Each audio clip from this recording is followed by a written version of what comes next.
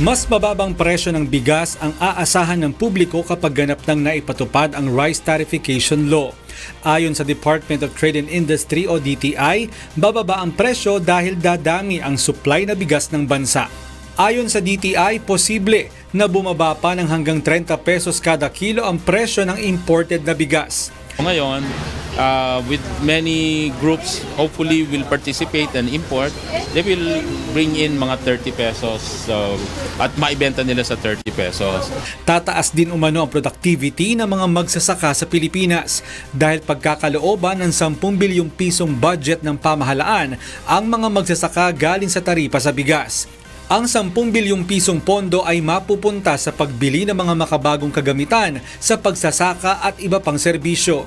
Dahil dito, kakayanin na rin ng mga lokal na magsasaka na makipagsabayan sa kalidad ng mga imported na bigas dahil sa tulong ng pamahalaan sa mga magsasaka. Ayon naman kay Aling Norma na may-ari ng isang karinderya, kung totoong bababa ang presyo ng imported na bigas, mas pipiliin niya pa rin ang lokal dahil sa mas masarap niya ito. Mas masarap yung ating bigas kaysa yung imported kasi parang sabi nila yung may amoy na alam mo na kasi nakaimbak na matagal na mga yun, di ba, galing sa ibang bansa. Ang tindera naman ng bigas na si Aling Letty, duda pa kung magiging mabenta ang imported na bigas dahil mas gusto raw ng tao ang lokal. Para makaya ng bulsa nila, para makabili sila.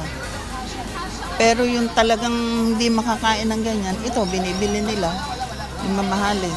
Sa kabila naman ng nararanasang El Nino sa bansa, naniniwala ang National Economic and Development Authority o NEDA na magiging stable o matatag ang presyo ng bigas. Magiging maganda rin umano ang ekonomiya ng bansa dahil sa mababang presyo ng mga bilihin. Inaasahan na ngayong buwan ay matatapos na ang implementing rules and regulation ng naturang batas at ganap nang maipatutupad ang Rice Tarification Law. Mon Hocson, UNTV News and Rescue, Quezon City.